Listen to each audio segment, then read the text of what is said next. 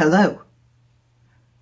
Some of you may have seen the disgraceful display by the Labour Party when Theresa May made her last speech as Prime Minister and returned to the back benches, or rather, in this case, went off on holiday. You might not have seen the news about it, but the Labour Party in particular acted very badly. I was actually sickened by it, and I did wonder why I felt so bad. It took me a few days to work it out. So let's start by talking about politeness, because politeness is a recognition of the otherness of other people, a recognition of their humanity, a recognition that we can't all do what we feel or what we want, because it's going to have a bad effect, or it might have a bad effect on other people by whom we're surrounded. Yes, politeness can be taken too far sometimes, but in general, it's a good thing. When Theresa May left office after her final Prime Minister's questions in the House of Commons last week, all her Conservative colleagues stood up and applauded. Now, this was how that incident was reported in a newspaper called the National Scottish News. Although, in my opinion, it should be called the National Idiot, because it's obvious that the reporter, one Andrew Learmonth, has no idea what politics is supposed to be about. So here we are. Let's see. Hypocritical Tories pay tribute to Prime Minister they hated. And then it goes on. Tory MPs jumped to their feet to give Theresa May a rapturous send-off at her last Prime Minister questions yesterday. And that should be Prime Minister's questions. So not only doesn't he know about politics, he doesn't even know about English. Well, it might be the copy editor who did that. The many attempted coup, numerous parliamentary defeats, and even occasionally violent language was all seemingly forgotten as backbenchers stood up to applaud their outgoing leader. While the SNP, Labour and Plaid Cymru mostly remained seated, Joe Swinson's Lib Dems joined in on the ovation. Did you notice?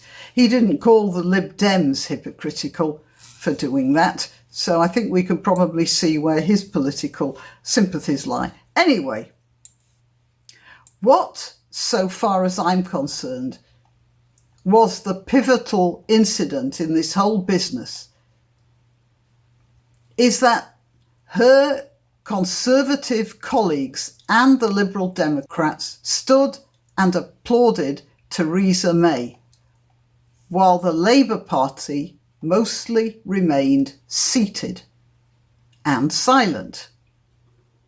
Many of the Conservatives, as has been pointed out, disagreed with Theresa May's course of action. They disagreed very heartily in some cases. But to a man, or a woman, they applauded because they knew that as little as her policies worked, she had been doing her best, the way she saw it. They all respected, if nothing else, her tenacity. And we have to remember that although Brexit overshadowed all, she got some pretty important legislation through. She allocated more money to the NHS, for instance, a good section of which is going into the very underfunded psychiatric care sector. And she got some financial relief for first-time house buyers. There was quite a list of other things. And in different circumstances, she might have made a good Prime Minister. But she was the wrong person for the job of Brexit. And to an extent, that wasn't even her fault. David Cameron ordered the referendum, and he then, quite literally, passed the buck when it didn't turn out the way he thought it would.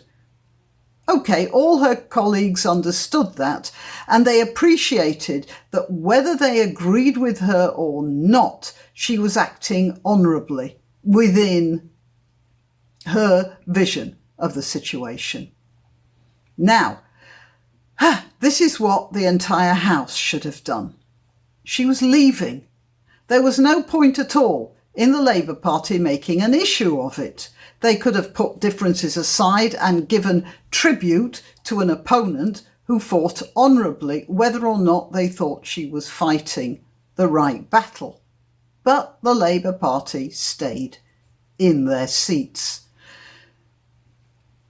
No doubt they had the idea that giving the honour to a politician on the opposing benches was hypocritical, as did that so-called journalist writing for the National Idiot I mentioned at the beginning.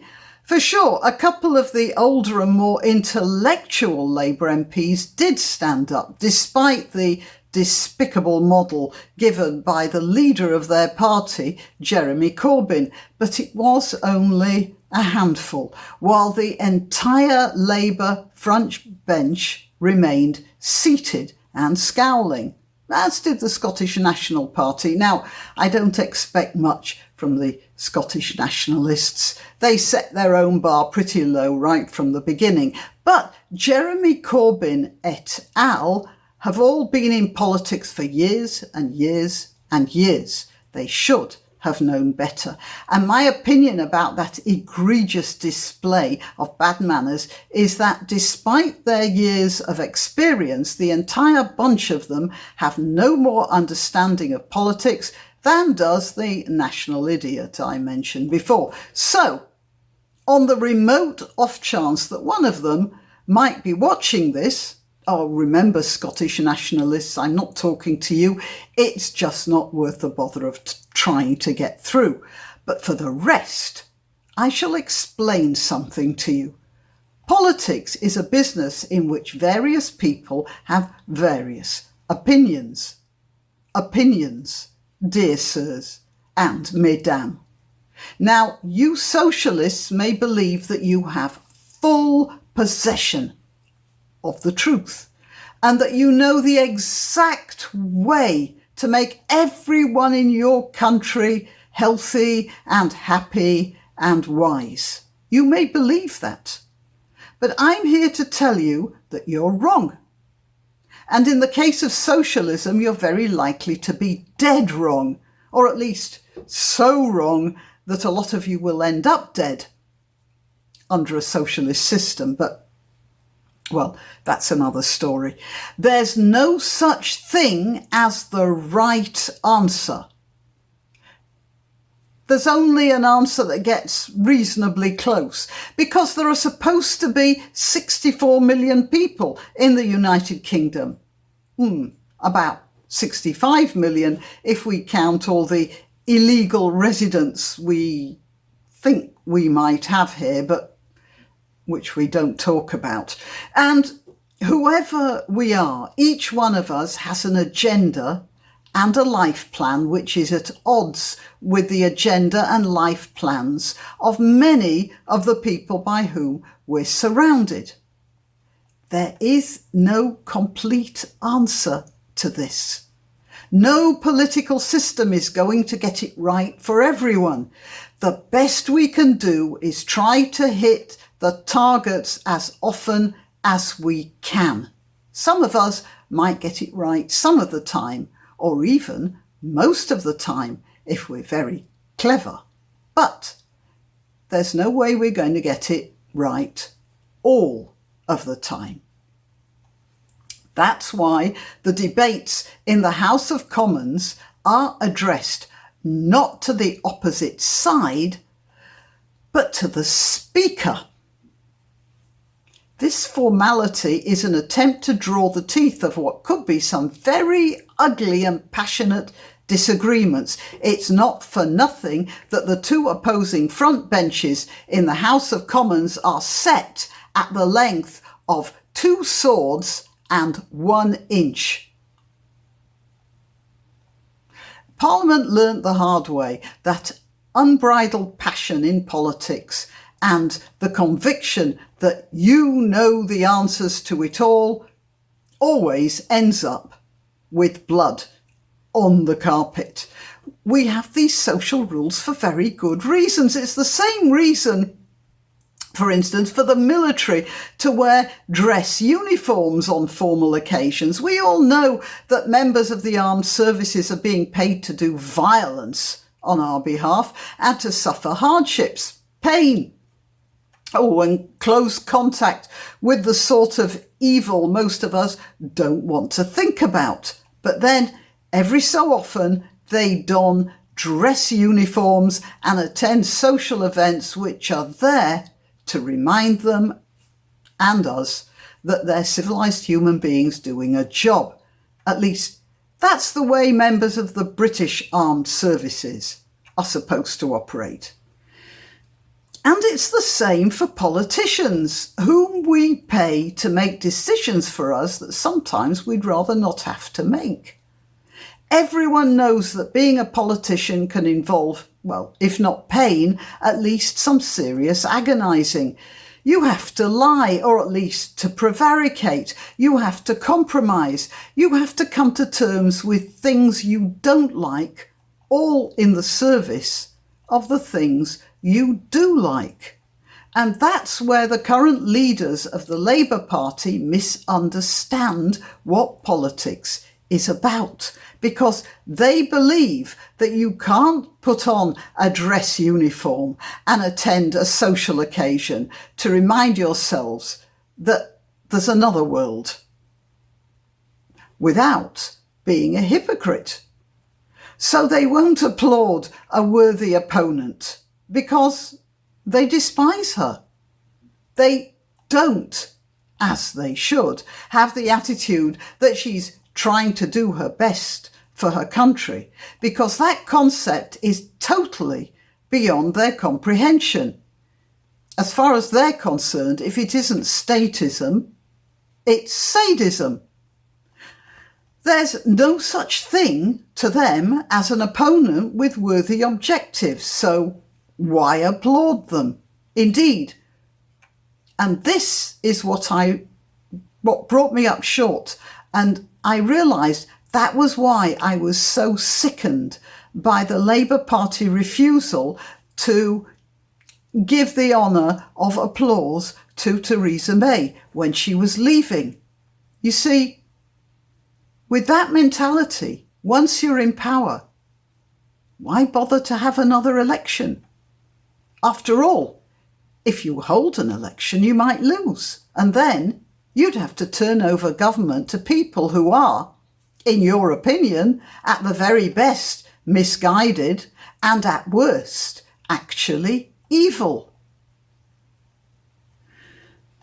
And just like you wouldn't applaud them, why should you allow them to run the country? I think we should all be wary of people who won't applaud an exiting Prime Minister. Oh, and by the way, last week a video of mine was blocked on YouTube. It's okay on BitChute and on Minds.com, where nothing happened. And I'm there, by the way, as Graniopteryx, not as Demirep. But on YouTube, since that video got blocked, I've mysteriously lost a whole lot of subscribers. I don't know if that's just coincidental, but it does seem a bit rum. Anyway, please share this video. I'd like to get the figures back up, and check your subscription. You might find that it's evaporated. Click on like, it really does help with the algorithm. Then click on subscribe and then on the bell. Sometimes you may find your subscription has lapsed without your knowledge, so keep on checking that button.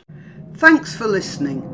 Please like and subscribe, and if you wish to donate, click the subscribe star link where you can make a one-off payment or set up a regular contribution, or I have a PayPal account at grannyopteryx@gmail.com. Till next time.